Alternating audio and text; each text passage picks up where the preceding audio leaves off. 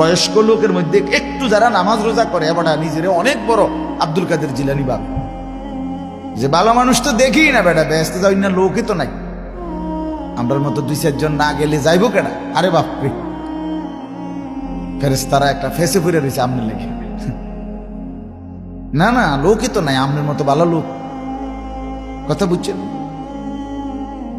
তাইলে এই জন্য এটা বললে হবে না, ধোকা না খাওয়া, নিজের অজু, গোসল, নামাজ, জিকির, তেলাওয়াত, দোয়া, কালাম শুদ্ধ করা চাই, ঠিক করা চাই, দেখানো দরকার, সংশোধন করা দরকার।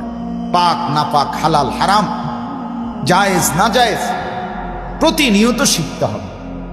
ছেলেটা বিয়ে দিতেছেন, একটাবার আলেমকে জিজ্ঞেস করছেন যে হুজুর ছেলে বিয়ের মধ্যে কি কি সুন্নত?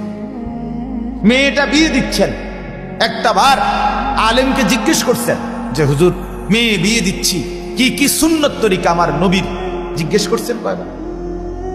বইয়ে বইয়ে হদ্দার মাতব্বর লইয়া, মাতবর লইয়া বইয়ে, হ্যাঁ কও শেয়ার কটা? একতে কইছে ধরে শেয়ার 70টা হইলে দূর বেকুব, তোর কোনো আকল নাই, 200 শেয়ারও করলি না তুই, লেখ বেটা 200 শেয়ার 200। টেবিল কটা?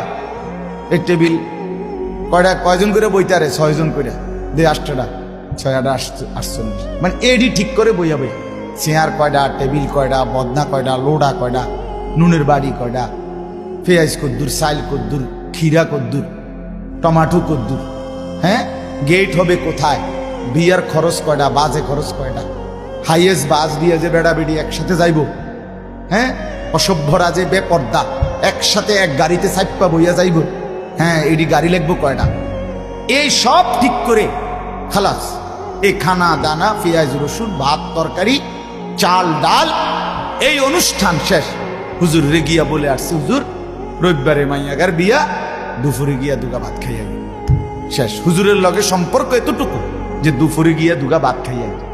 একজন আলেম দ্বীন, আপনার মসজিদের ইমাম, তার শুধু এটাই দায়িত্ব যে আপনার মেয়ের বিয়ে আপনি এবং আপনাদের মন মতো হবে, আর উনি দুপুরে গিয়া শুধু দুগা ভাত খাইয়াইব, এই তো না কথা ছিল। এই হায় রে বদনসিব জাতি, আমরা দুর্ভাগা জাতি, আমরা দিন শিখতে চাই না, অথচ নিজের প্রয়োজনেই শেখা উচিত, আপনাদের প্রয়োজন। নাতিরে মাদ্রাসা দিছেন, ছেলে মাদ্রাসায় পড়ছে, আপনার নাতি হাফেজ হইছে, খোদার কসম বাপ, এই কারণে আপনার যে অশুদ্ধ কোরআন শরীফ, আপনার নিজেরটা, এটার মাফ মিলবে না, আমি সাফ